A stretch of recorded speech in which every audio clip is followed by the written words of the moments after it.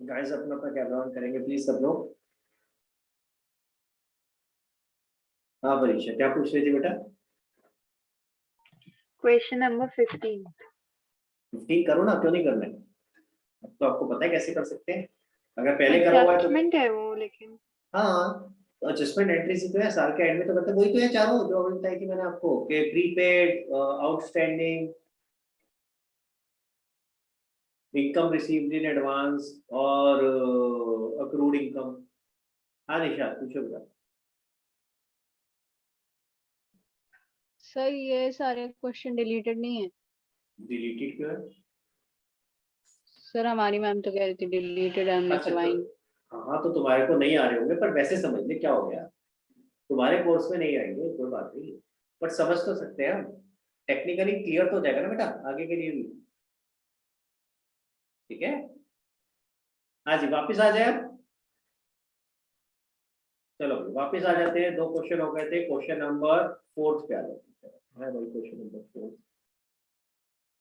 Sir ये समझ नहीं आया मुझे। कौन सा वाला पार्ट लिखा?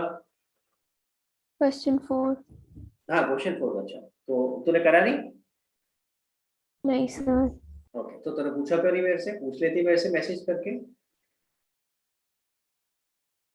हाँ जी, चलो देखो क्वेश्चन नंबर 4 में क्या दे रखा है। कह रहा है calculate closing stock. Closing stock निकालना है। जरा एक बार ट्रेडिंग पे नजर मारते हैं, ट्रेडिंग अकाउंट पे जरा ध्यान देना।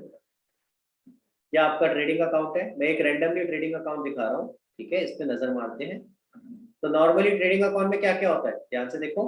ओपनिंग स्टॉक होगा, परचेजेस होगी, परचेज रिटर्न होगा, डायरेक्ट एक्सपेंसेस होंगे, sales, sale return, closing stock और ग्रॉस प्रॉफिट या ग्रॉस लॉस होगा। यही चीजें होंगी ना बेटा?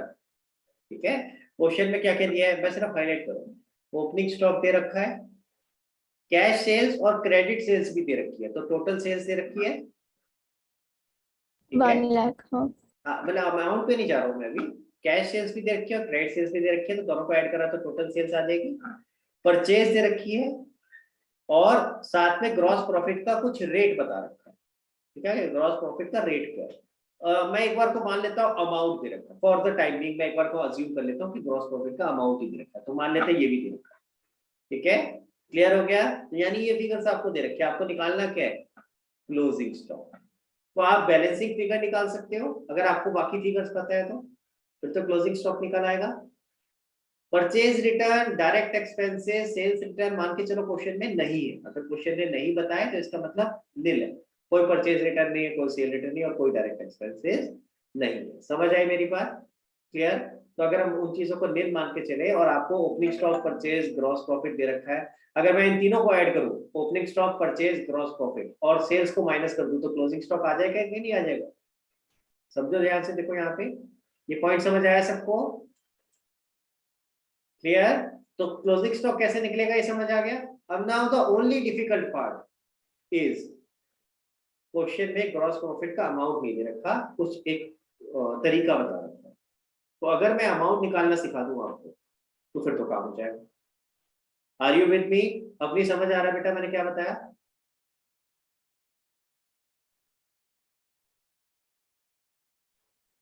जस्ट, हाँ जी क्लियर है सबको? तो आपको क्लोजिंग स्टॉक कैसे निकालना है, उसका फॉर्मूला क्या बना आपके सामने। मैं फॉर्मूला कोई डिराइव बना वो नहीं कर रहा हूँ, याद नहीं करवा रहा हूँ, यही से बन रहा है। देखो क्या बन रहा है, डेबिट साइड को सारा ऐड करा, उसमें से सेल्स माइनस कर दिया तो बैलेंसिंग फिगर क्लोजिंग स्टॉक आ जाएगी ना। तो डेबिट साइड में क्या था, opening stock plus purchase plus gross profit minus sales, तो automatically closing stock.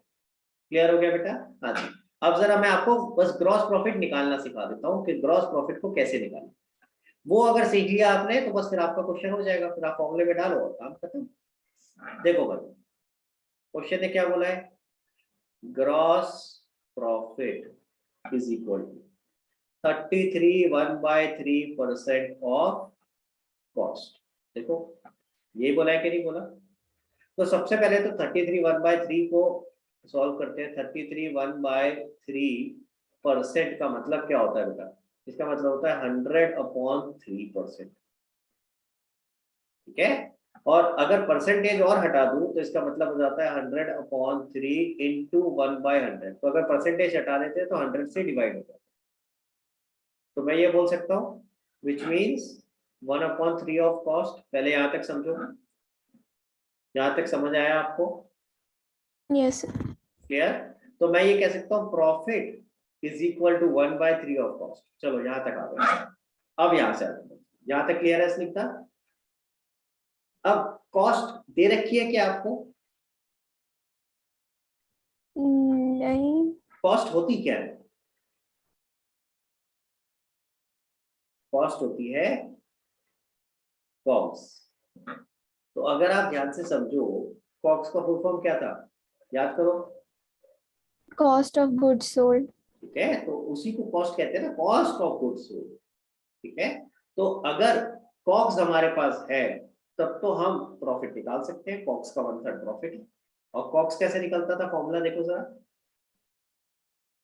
Opening stock plus वो तो नेट है, परचेज ओपनिंग स्टॉक है, नेट परचेज भी है, आगे प्लस डायरेक्ट एक्सपेंस, वो है नहीं क्वेश्चन में प्लस तो जीरो मान लेते हैं। आगे yes minus closing stock. Closing stock तो निकालना है, तो फिर यानी इसका मतलब कॉग्स नहीं निकाल सकते। आई बात समझ में? गाइस यहाँ तक समझ आया सबको? अब क्या करें? तो याद करो, मैंने आपको शुरू की क्लासेस में कराया था जब हम अकाउंटिंग इक्वेशन कर रहे थे, कि अगर हमें as a percentage of cost दे रखा है लेकिन क्वेश्चन में सेल्स है, तो ऐसे में क्या करते थे, याद करो। कौन बताएगा मुझे? दोनों तरीके बताए थे कि as a percentage of cost दिया है और आपको क्वेश्चन में सेल्स दे रखा है। सेल्स का अमाउंट तो पता है ना, देख सेल्स कितनी है, 60,000 प्लस 40,000, 1,00,000। ठीक है, या दूसरा scenario as a percentage of sales दे रखा है लेकिन अमाउंट कॉस्ट का पता है। कुछ याद आया स्निग्धा? पहले कराया था मैंने ये। कॉस्ट को एक्स ले लेंगे और हाँ, एक्स लेके भी कर सकते हैं, बिल्कुल एक्स लेके भी कर सकते हैं, और क्या बोलते हैं 100 लेके भी कर सकते हैं, कि लेट कॉस्ट भी 100, ऐसे भी कर सकते हैं। तो एक्स या 100 लेके भी कर सकते हैं। और एक और तरीका सिखाया था, एक और तरीका क्या था वो याद है? 3 तरीके सिखाए थे मैंने तो। Profit equals to 1/x of cost. हाँ, तो याद आ गया, मुझे लग रहा था याद नहीं आएगा है। 1/x of cost is equal to 1/x plus 1 of sales. मैंने एक ही फॉर्मूला याद करने को बताया था आपको। ठीक है, profit is equal to 1/x of cost is equal to 1/x plus 1 of sales. अब इसमें आपका 1/x ऑफ कॉस्ट यानी 1/3 ऑफ कॉस्ट दे रखा है। यहाँ तक हम पहुंच गए थे। तो यानी सेल्स का कितना होगा, 1/3 plus 1 of cost, 1/3 plus 1 of sale यानी 1/4 of sale. Are you with me? 1 lakh. तो 1/4 ऑफ 1 लाख, तो हमारे पास प्रॉफिट आ गया कितना? 20। आई बात समझ में? क्लियर हुआ? अब तो हो जाएगा। मेन था Yes. यहाँ पे ग्रॉस प्रॉफिट निकालना, ये समझना कि ग्रॉस प्रॉफिट कैसे निकले। क्वेश्चन ने बोला था as a percentage of cost, जबकि दे रखी है सेल। क्लियर हो गया बाकी सबको? भव्या, प्रथम, रजत, ईशा, सबको क्लियर है बेटा? चले आगे, चलो क्वेश्चन नंबर 5 पे आते हैं। हाँ जी, क्वेश्चन नंबर 5 पे आ जाओ भाई। देखो जरा, क्वेश्चन नंबर 5, 6 और 7 आपके सामने है। मुझे बताओ अगर किसी को कोई डाउट है तो। क्वेश्चन नंबर 5 पहले आपके सामने है। 5 में तो आई थिंक कुछ ज्यादा प्रॉब्लमेटिक नहीं था। ग्रॉस प्रॉफिट निकालना है। एक ही चीज है, कैरेज ऑन सेल्स, और एक ऑफिस रेंट है। ये दोनों चीजें आपकी P&L में आएगी। ये आपकी क्या नाम है, ऑफिस से रिलेटेड है या सेल्स से रिलेटेड है।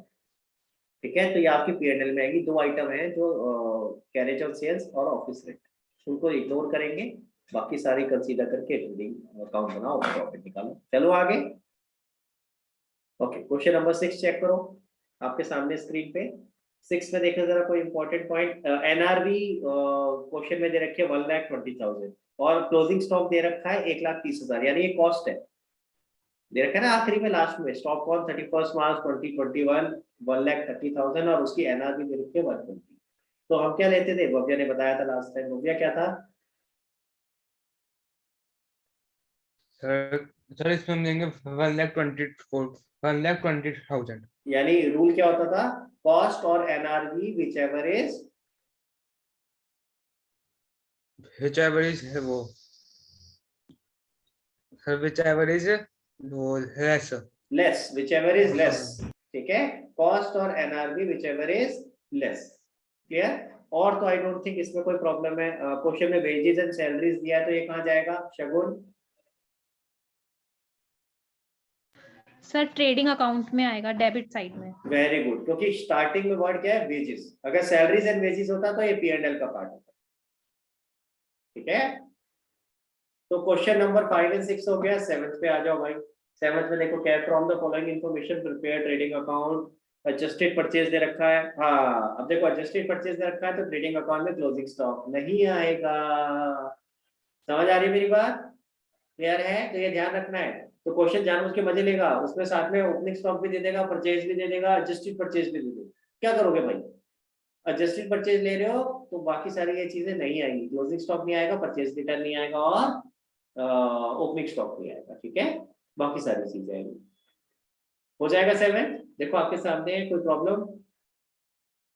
चल सकते हैं आगे? चलो आगे चलते हैं, 8th पे आते हैं। 8th क्वेश्चन में क्या दे रखा है? अब ये देखो जरा, अब यहाँ पे नई सी चीज आ गई।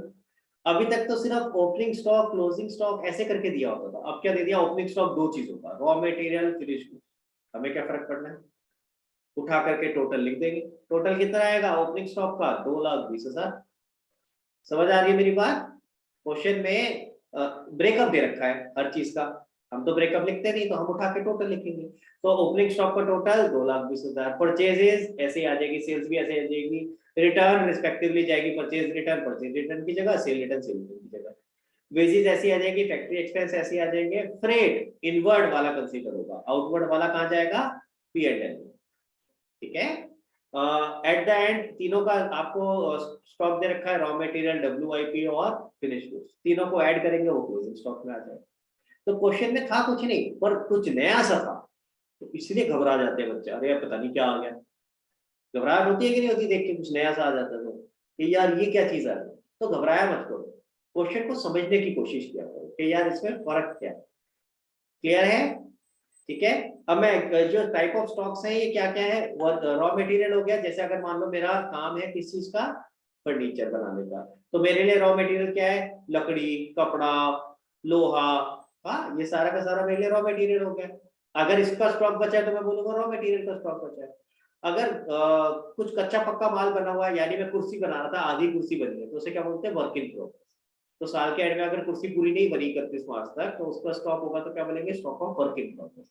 और तीसरा फिनिश गुड्स बन गया पूरा, वो बच गया, तो वो स्टॉक ऑफ फिनिश गुड्स अभी बिका नहीं। ठीक है, तो 3 तरह से स्टॉक हो सकते। चल सकते हैं आगे, 9th क्वेश्चन पे आए। चलो भाई 9th क्वेश्चन देखें जरा। 9th क्वेश्चन आई थिंक ये तो सिंपल है, इसके अंदर भी बस एक ही कैश था, एडजस्टेड परचेजेस का। हाँ जी, आगे चल सकते हैं। हाँ, तो 9 तक ही करे थे, आगे नहीं करे? मुझे लगा था आगे भी हाँ करेंगे। सर। चलो कोई बात नहीं, आगे कर लेना भैया। 10 क्वेश्चन नंबर 10 से लेकर के क्वेश्चन नंबर 15 तक खत्म करना है बेटा। एक चीज मैं आज बता देता हूँ, ठीक है, एक चीज अभी बता देता हूँ। बैलेंस शीट में क्वेश्चन नंबर 14 है जो, उसमें दे रखा है बैलेंस शीट को बनाना है in the order of permanence या इन दी ऑर्डर ऑफ लिक्विडिटी। वो क्या होता है वो समझ लेते हैं, वो मैं बता देता हूँ।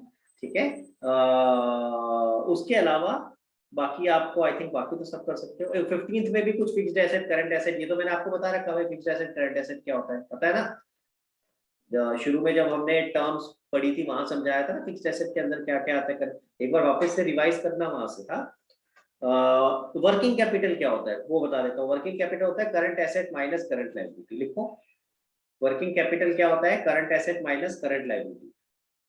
तो जो भी आप फिक्स्ड एसेट, करंट लायबिलिटी ये सब निकाल लोगे, इसका अमाउंट लिख लोगे कितना आ गया, तो वर्किंग कैपिटल क्या हो जाएगा? जो भी टोटल करंट एसेट की वैल्यू थी उसमें से करंट लायबिलिटीज माइनस कर दो तो वर्किंग कैपिटल आ जाएगा। मान लो करंट एसेट थे 4 लाख, करंट लायबिलिटी थी 1 लाख, तो 4 में से 1 लाख जाएगा 3 लाख रुपए का working capital. Working capital balance sheet में कहीं नहीं दिखाते, ये सिर्फ कैलकुलेशन है। ठीक है, तो working capital is equal to लिख लो current asset minus current liabilities.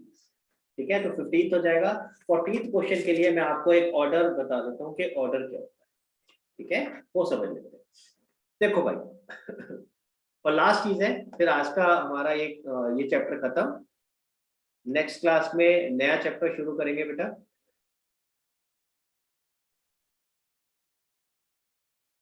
हाँ जी, मान लेते हैं ये बैलेंस शीट की मैं बात कर रहा हूँ, ठीक है। बैलेंस शीट में इधर आता है लायबिलिटीज, अमाउंट और एसेट अमाउंट, ठीक है। अगर हम बात करते हैं इन दी ऑर्डर ऑफ परमानेंस, यानी कि हमें जो भी आइटम्स हैं, ठीक है, उसमें जो परमानेंट आइटम है उनको पहले लिखना है, यानी जो लंबे समय तक चलेंगी उन्हें पहले लिखना है, और उसी ऑर्डर में चलना है, यानी जो लंबे समय तक चलेगी वो पहले, और फिर जो जल्दी खत्म हो जाएगी उसके बाद। फॉर एग्जाम्पल अगर मैं एसेट्स में बात करूं तो एसेट्स में ब्रॉडली दो कैटेगरीज हो जाती हैं, नॉन करंट एसेट और करंट एसेट्स, ठीक है। तो पहले कौन से आएंगे? Non current assets. समझ आ रहा है? क्योंकि इन दी ऑर्डर ऑफ परमानेंस में लंबे समय तक जो चलेंगे पहले वो आएगा, नॉन करंट एसेट। क्लियर हुआ? और उसके बाद कौन से आएंगे? करंट एसेट्स, ठीक है। तो अगर क्वेश्चन में जैसे मेरे को दे रखा है बिल्डिंग, फर्नीचर, लैंड, तो ये सब तो क्या हो गए? नॉन करंट एसेट, तो ये पहले आएंगे, करंट एसेट बाद में आएंगे, यानी डेटर, कैश। समझ आ रही है मेरी बात? क्लियर हुआ गाइस? ठीक है। अब आते हैं लायबिलिटी साइड में, ठीक है। लायबिलिटी साइड में लंबे समय तक क्या चलेगा? सबसे पहले ओनर का पैसा, कैपिटल, फिर उसके बाद आएगा नॉन करंट लायबिलिटीज, और फिर उसके बाद आएगा करंट लायबिलिटीज। तो ये जो ऑर्डर आपके सामने दिख रहा है, तो ऑर्डर कुछ नहीं है, ऑर्डर सिर्फ किस ऑर्डर में लिखना है, ऊपर क्या आएगा नीचे क्या आएगा, ठीक है। बस इसी चीज को हम बोल रहे हैं कि order of permanence. Order of permanence हो गया कि परमानेंट चीजें पहले ऊपर और लेस परमानेंट चीजें नीचे। समझ में आया? तो देखो लायबिलिटीज में परमानेंट लंबे समय तक सबसे ज्यादा तो कैपिटल चलने वाला है, उससे कम नॉन करंट लायबिलिटीज, उससे कम करंट लायबिलिटीज। इसी तरह से बैलेंस शीट में नॉन करंट एसेट और करंट एसेट। अब दूसरा क्या है? In the order of liquidity. Liquidity होता है कि कौन सी चीज जल्दी से कैश में कन्वर्ट हो जाएगी, ठीक है। तो इसका बिल्कुल उल्टा, तो अगर बिल्कुल उल्टा, पहले इसकी फोटो खींच ली, ये इन दी ऑर्डर ऑफ परमानेंस हो गया, मैं लिख दूं इन दी ऑर्डर ऑफ परमानेंस, ठीक है। फोटो खींच लो बेटा।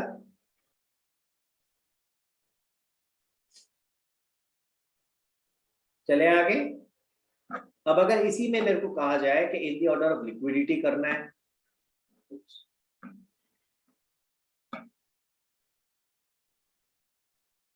तो इसका बिल्कुल उल्टा हो जाएगा बेटा। तो यानी कि करंट एसेट्स ऊपर आ जाएंगे और नॉन करंट नीचे।